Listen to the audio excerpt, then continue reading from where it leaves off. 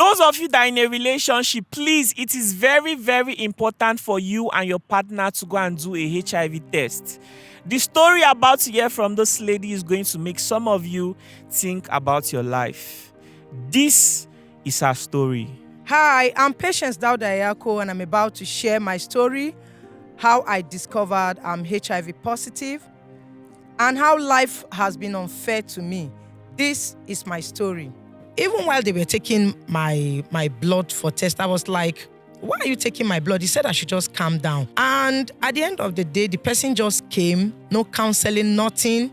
And the person just said, you are HIV positive. That was actually the first time that I will know that I'm HIV positive. One thing I know is that I know who infected me. And the person that infected me was the one that took me to the hospital just to go and ascertain if I have the virus. If not, why should he has done that? We went to do the testing and I was found positive and he accepted that we will be together. But I never knew that the daughter I married him with, he was also molesting her. And just as you have said, this is a clarion call for everyone to go do their test. Ma, how did you discover you had HIV? All right, I discovered I had HIV in 2 ways. The first time I was in denial and I never believed I was HIV positive. That was through a friend whom professed love to me and said he wanted to get married to me. But on the line, I found out that he was married and I told him that I wasn't interested in the relationship again. And one day he just came to me that he's taking me somewhere. And I told him, I'm no longer interested in the relationship. Why? Where are you taking me to? And he said I should just follow him. And well, I followed him and he took me to a lab and tests were conducted. Even while they were taking my blood for test, I was like, why are you taking my blood? He said I should just calm down. And at the end of the day, the person just came, no counseling, nothing. And the person just said, you are HIV positive. And there and then, I didn't take it serious. I just felt, maybe because I said I was not dating him anymore, so he wanted to get back to me. So that was actually the first time that I will know that I'm HIV positive. But I never took it serious. Yes, I never took it serious. Then the second time was after my marriage. I was married and we didn't do any tests with my husband, not until after jingles, awareness on HIV. And we both agreed that, with all these jingles, why not go to the hospital to conduct some tests? And because I was living in denial, I never even thought of it or remembered that in my past life, something happened that I went to the hospital to know that I was positive. And when we got to the hospital, we were tested. And at the end of the day, I was positive. And I was asked if I was willing to tell my husband. And I said, yes, I was willing to tell him. And since I was a single parent already, I had a child because I got married to him with a daughter. So I was like, okay, you can just go. I already have a daughter. Because the education we have then was that once you are HIV positive, you are doomed to die. You can't have children. So I just asked him that, well, you can just go. I already have a child. Just go live a life and I'll also live my life. But he said, no, that marriage was for better and for worse. Wow. And so we went back home. But that very thing that happened that day, will have to bet other things in the marriage that will make me to cry later in life, which if I had known that very time, I would have just left the marriage. But as things unfold, we'll get to know what happened anyway.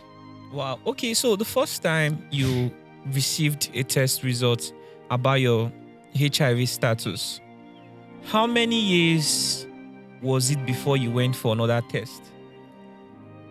Okay, I would say it was up to 4 years. 4 years you were living with HIV without knowing? Yes, I was living without knowing. I was healthy. Are you sure? Nothing, yes.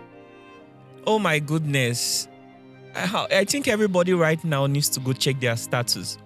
What this means is that you can actually have it and not even know. Were you falling sick? Definitely. I was not really sick.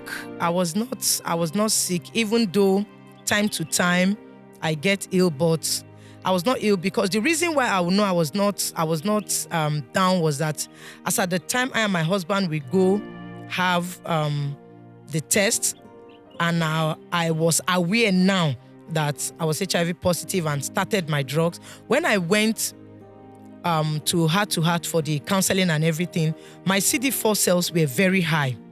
My CD4 cells were very high. And CD4 cells are like the armies in our body that help protect and fight our immune system. So my CD4 cells are very high. So I was actually living with the virus and not knowing and not really doing anything. And just as you have said, this is a clarion call for everyone to go do their test. Wow. Wow, I'm still curious how you were not falling sick while it's crazy. So now, I don't know if it's okay to ask how is it possible for you to spot exactly how you got this HIV? Do you think you can lay your fingers on what exactly?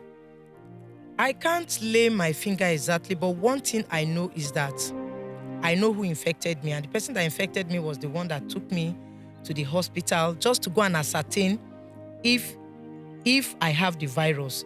If not, why should he has done that?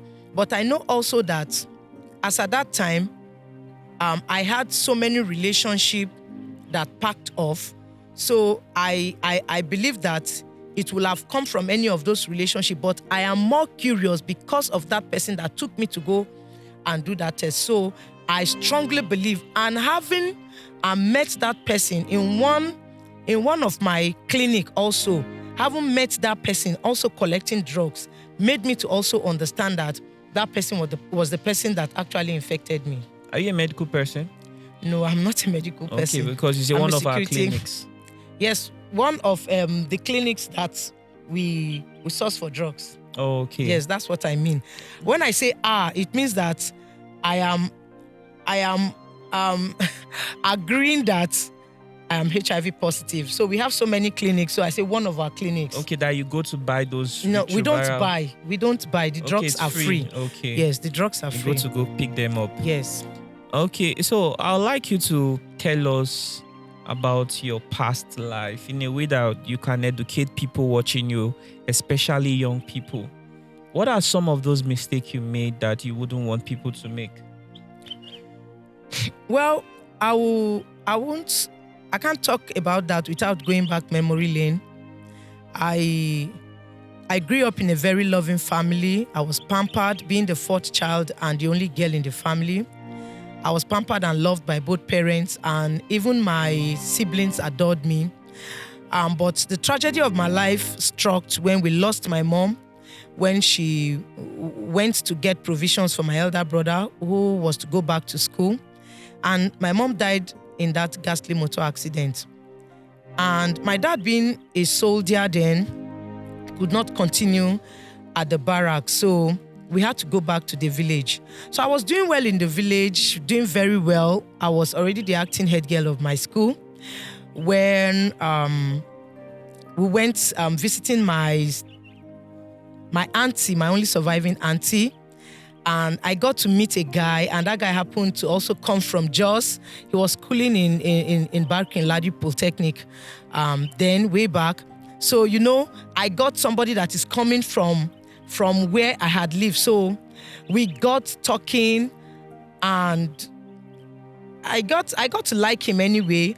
And one of these days, he invited me to his room, and that day we made love with each other, and that was the first time I'll have sex. How old were you then? I was about 17. I was about 17. Or I should say 16 plus, because I had my baby when I was 17. So I was about 16. So we made love, and that very night, I never knew that when I left his room, his mom was watching. And the mom saw the blood on my dress, And she took cognizance of that. And that could have also been what will help me in time to come. Because when I finally told him that I was pregnant, he denied the pregnancy. So it was his mom that stood up for me. So after that, it was tough. Having that pregnancy was tough. I had to leave school, and I had the baby. And after having the baby, there was this thing in me that was pushing me to go back to school, because I was like, Patience, you are made for more. You can't be an ordinary village girl. You must go back to school. I wanted to go back to school, but yet there was no help, because my dad severed every relationship that we had with him. He was angry because he wanted me to become a nurse to take care of him at his old age. So that was how I went back to school. But before I went back to school, I had to sell fuel, black market fuel, sell kerosene, dig cassava to make gari, to just to take care of my daughter and to go back to school. So at the long run, because of the maltreatment of my stepmom, I had to come to Abuja. And that was the first time I would be molested. I came to Abuja and came to a family's friend's place where I thought I would be protected and directed. But that same family friend started molesting me. And because of what is at back home, I was not willing to go back home. Do you know that I left that family friend's place to his elder brother's place, thinking that I will have like protection there. But the elder brother also was molesting me. So it was tough for me. It was tough for me. At the end of the day, so many things happened. To cut the long story short, I finally joined the force, the Nigerian police force. And that was when I met the first guy I talked about that took me to go and do the first test. Yes. So after that, I got to get married to somebody I knew before that time. So we got married, and as I've said before, we went to do the testing, and I was found positive, and he accepted that we will be together. But I never knew that the daughter I married him with, he was also molesting her. What do you mean? Yes, he was molesting my daughter, the daughter I married him with. What do you mean the daughter you married him with? You know, I had a daughter before getting married to this man now. Yes. So he was molesting my daughter. I never knew. Jesus Christ. Wow. Yes, he was molesting my daughter. I never knew. So I got to know. And she didn't say anything? Yes, she didn't say anything because he actually threatened her not to say. I got to know far after so many things might have transpired. Even when I suspected, you know, the thing everybody would tell me that this man got married to me, I'm HIV positive, and I had a child, so how will I be suspecting him? I'm just thinking things. So with that, I just left everything until my daughter, I got to know from my daughter, directly from my daughter, because something happened. She was close to a guy, and he was not okay with her getting close to that guy because he thought and felt that she was going to expose him. And that was how I got to know a day when he called me and said that he's suspecting the girl, my daughter, and the guy. And I had to call her and ask her. I said, come, are you sure? Because I had been suspecting. There are so many things that have made me to suspect. When she was going to school, I'll try to cut down the things that she's going to school with, but anything she said she wants, he will make sure that he gives to her, even when there is nothing. So I now ask her, are you sure this man is not sleeping with you? And she accepted that. She started crying. And when I asked him, he never denied it. He accepted it that yes, he was sleeping with her. And that was when I left the marriage. I left the marriage, and with my children, we were staying together with my children. And when people started talking, and there was one of his brother that is late now that really wanted me to come back. He was like, I should come back. So people were talking. The church we were going to then, I don't want to mention name of churches. So the church we were going to then, everybody was talking, and that his brother that was very close to me now died. He had kidney problem and he died. And I just felt that for the kind of person I was, I just felt that to honor the wishes of his brother, I will come back to the marriage. So that was how I came back to Abuja, because then I already made my transfer to another state. So I came back to Abuja, I met my husband, I said, I'm ready to make this marriage work. With whatsoever you have done to me, I forgive you. With even going ahead to molest my daughter, I forgive you. And that was how we started staying together again.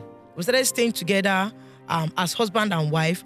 And even though we're living as husband and wife, I must confess to you that it was so bitter for me, because whenever I have conjugal bliss with him, or whenever we have with him, I will cry the more, because the same daughter that he molested, I brought her back to that house again. So it was so painful, but I was just like, everybody was like, because of your children, you have to make this marriage work.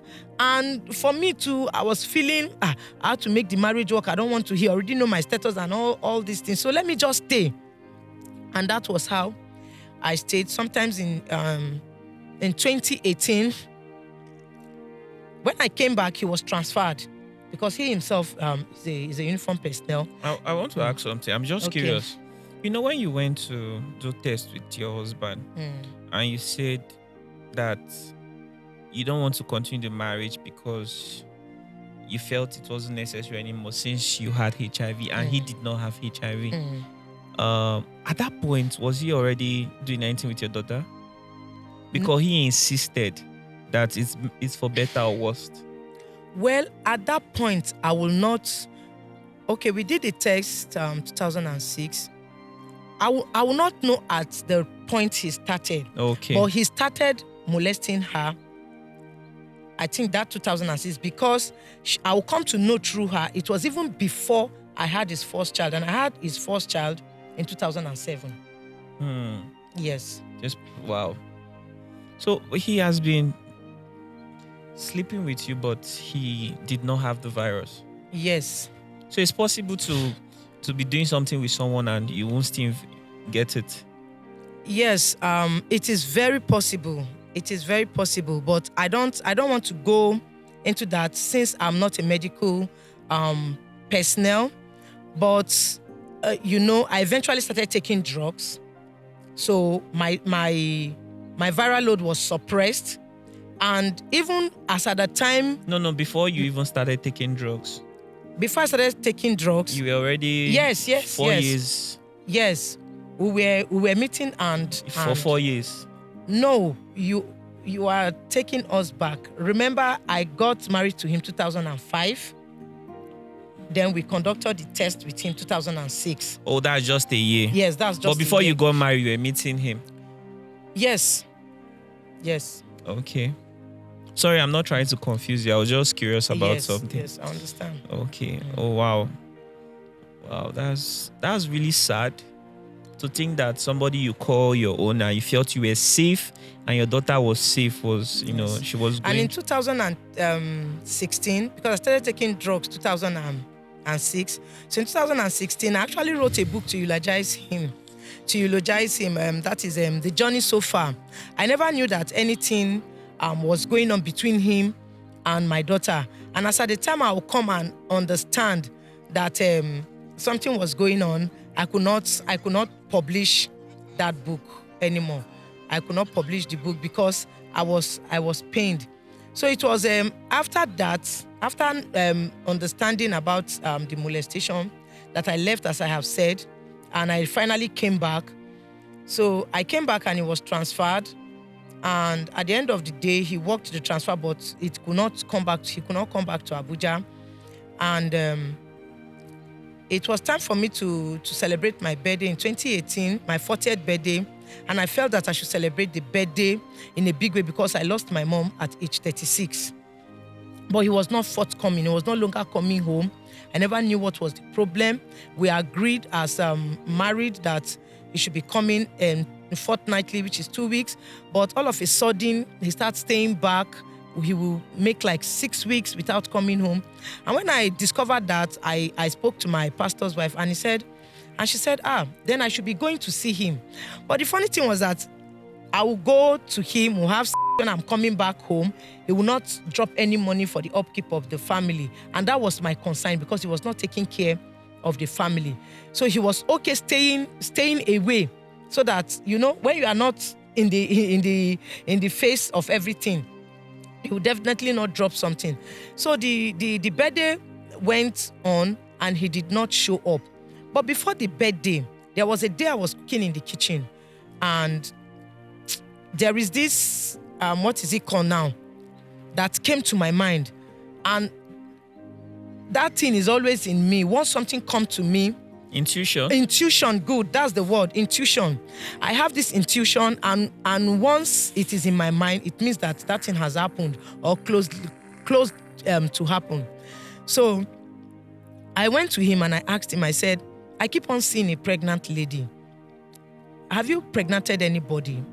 And he sat up and he said, yes, that he has. And I said, and I came back. And even when I came back, I told you all that has transpired in my life, but you never said anything.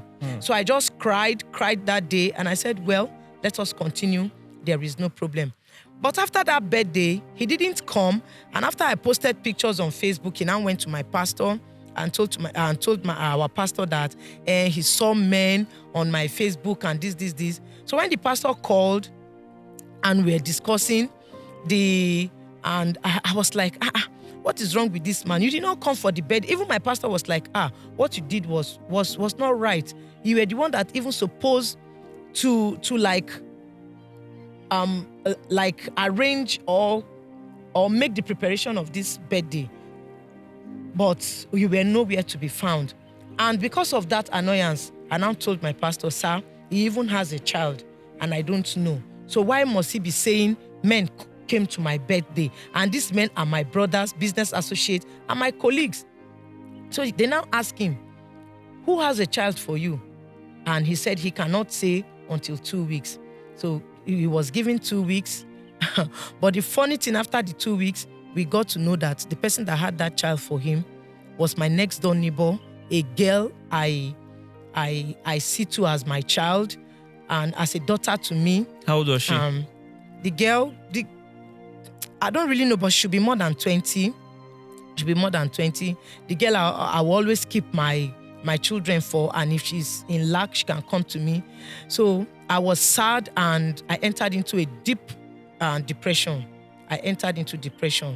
And it was by the help of a counselor that I was counseled. I met the counselor on Facebook. I was counseled and I had to leave. Because I was losing my mind. There was a particular day. That particular day I will never forget. I took my phone in the office and I slammed my phone.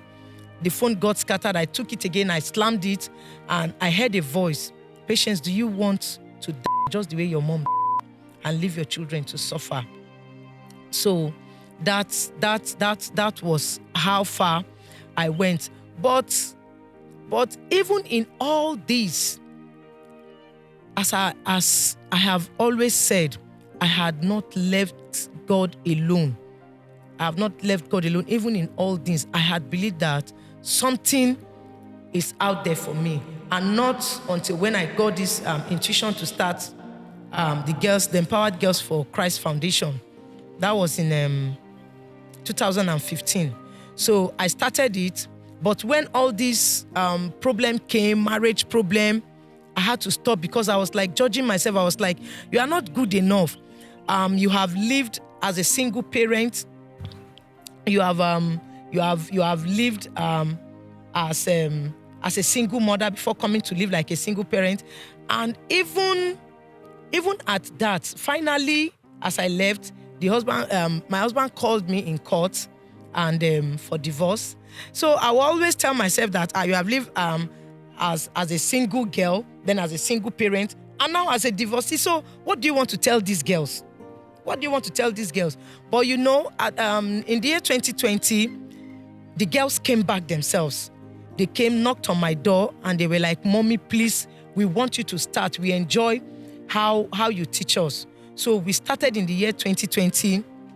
I started teaching these girls again back to back. That was during the COVID pandemic. And every Saturday, I'll meet with the girls. I was inviting other persons to come and speak to them. It was more of mentorship and empowerment.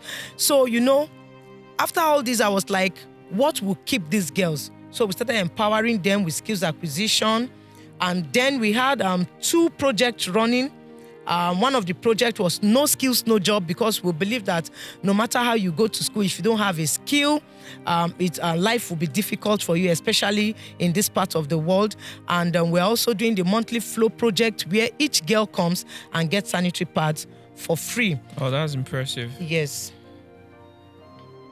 To be honest, when I first saw you, I never knew I was going to hear all those things.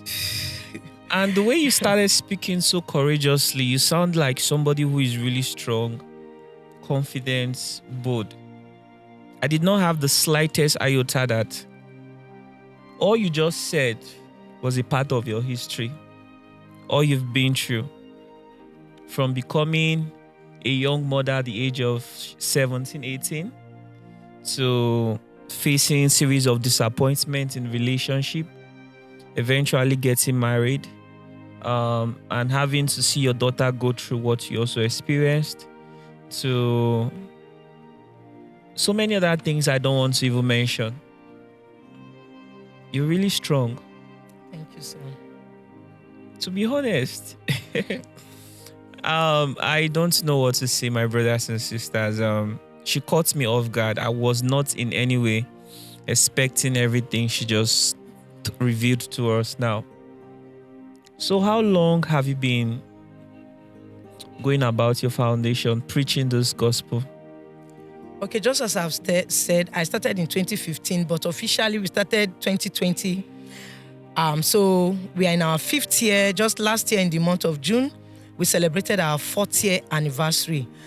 And last year was a great year for us in the foundation, because we in the foundation baited a project where we started opening sanitary pad bank in communities, in indigent communities, so that girls in the community can just walk to the sanitary pad bank and get pads for free. Wow, that's impressive. Yes, and we'll be able to open one in Amak, that's Abuja Municipal Area Council, in Gosa community. We have one there. We opened that in the month of June during our 4th year anniversary celebration. And then we also opened one during the International Day of the Girl Child in October in Gomani community in Kwali Area Council. And Gomani community is an undeserved community. It's a community that the girls can't even get access to come to the city because it is very far. So, but albeit we went to that community. Here in Abuja? Yes, here in Abuja. And if you watch the videos of even what the girls in the community said, in fact, not all of them could also speak in English, because the school there, I have some videos of the schools there, dilapidated schools that students can't even sit in. So, but the girls there were even discussing, and in their video, they said that they can't afford sanitary pads. Some of them could not even afford even underwears. Talk more of sanitary pads. So, but glory be to God, Empowered Girls for Christ Foundation has opened a sanitary pad bank there. And every 4 months, we'll be going back there to refill their sanitary pads bank. And how can people support this initiative? Let's not make it too long, because if it's too long, some people might not watch till the end. Okay. Because this is really impressive to me.